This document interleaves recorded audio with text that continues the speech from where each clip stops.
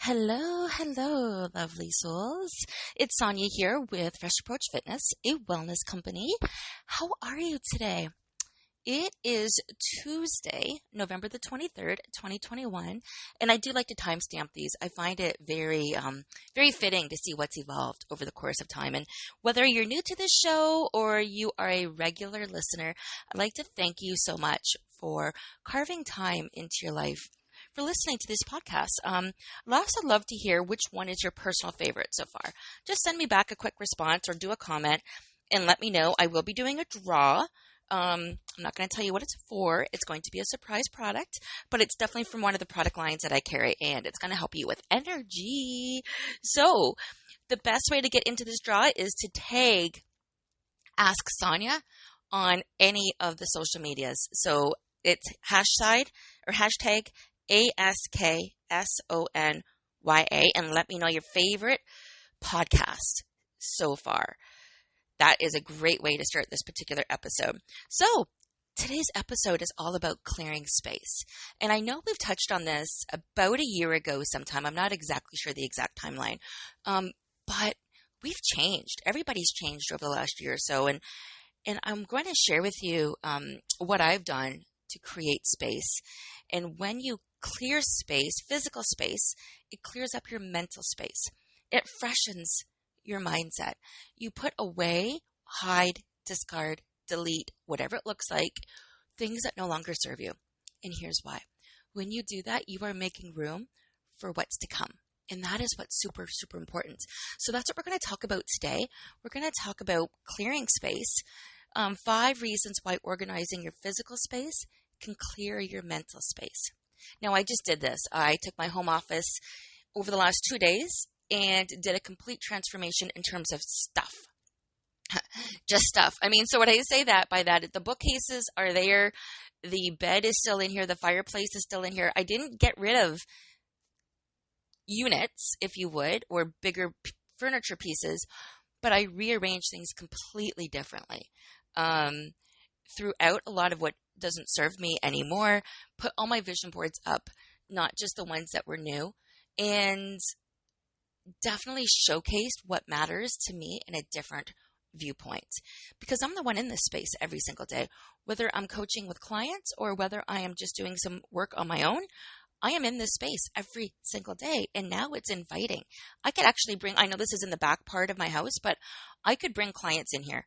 There's a nice cozy chair they could sit on the bed with full of pillows. It doesn't matter what it looks like. There is room in here now, and this is exactly what I wanted to create. I wanted to create space to be creative, space to learn, space to implement different ideas, space to bring in money. Yes, bring in the money I'm all excited about. And here's why. If you're not excited about bringing in the money, we need to talk separately, because money is such a good thing. I do money affirmations every single day, but I am not going to take time to go over that today. But don't be afraid to think that way about money. Question for you. How do you feel about clutter and chaos? I heard recently, and I can understand this feeling, that with too much clutter and chaos, it feels like that space is attacking you. Now, this wasn't quite my office. It never gets that bad. I'm actually on the polar opposite end of having to keep everything tidy, almost neurotically. I mean, not 100%. I don't mind a little clutter, but I really like an organized space. It makes the best version of me appear. But when you're drowning in so much stuff that you don't know where to begin, it is overwhelming, and it feels like that sensation is attacking you, or it can feel that way. So we're going to flip that script. You have a million things on your to-do list that seem to rank more important than going through your things. Your life feels like an unending cycle of chaos and stress. That's your old pattern, right? Chaos and stress, autopilot, doing what's next. Not necessarily doing what's best, but doing what's next, because that's all you know. That's all you've done.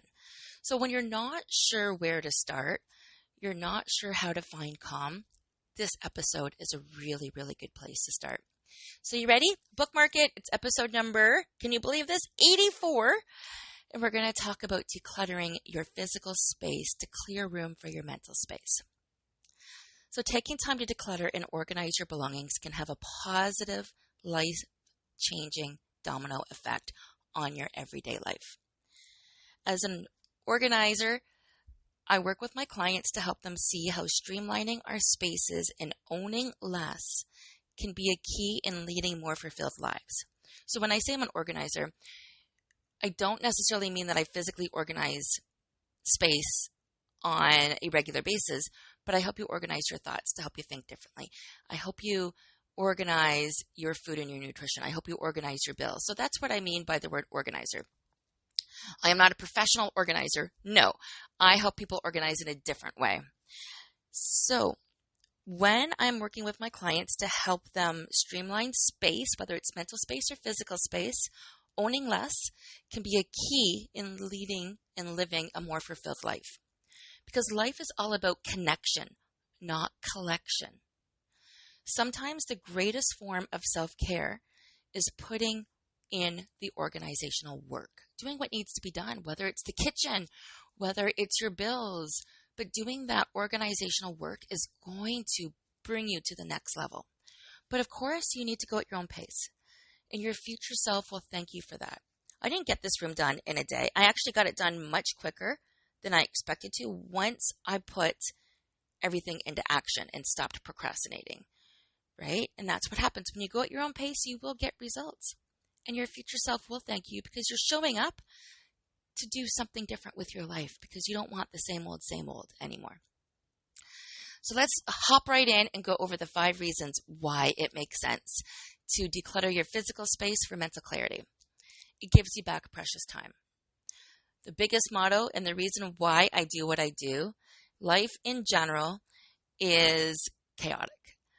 When you can get back time that you otherwise could have spent looking for something that you were trying to do or something you were going to do super quickly, it is so freeing. You feel like the weight of the world is gone because you know exactly where it is. When everything in your home has an intentional home, so when there's a place for everything, you have the time and the room for things that matter most in your life. You're no longer searching. You don't wonder where it is. You know exactly where it is. Clear space makes for clear minds. Ultimately, organizing your physical space creates room in your mind to relax because you know where everything is. The stress or anxiety you might feel from not knowing where something important is, or from feeling the pressure to juggle life, managing your home, growing your business, it can be solved with the intention of organizing, even organizing your day timer, even organizing your closet. It is an undertaking, but in the general scheme of life, 1 or 2 days of decluttering, even 5 minutes a day will help you with this. And setting up systems is worth a daily mental space. Something that'll keep you focused and keep you going. So if you're only setting a timer for 5 minutes and you're going to work on one different area for 5 minutes, that's it. Put your music on, put a book on, call a girlfriend for 5 minutes, set a timer. Get it done. But do it again every single day. Keep that end goal in mind as you go. So the third point, it promotes creativity and positive thinking. So being in a clear space allows for more creative and positive thinking because your mind is no longer crowded by clutter. And I want to share, this is the exact same reason why I recommend journaling. It releases the clutter and space of everything that's in your mind so you can start with a fresh slate all over again. Your mind is not consumed by those things that you've put on the back burner because you know where they are.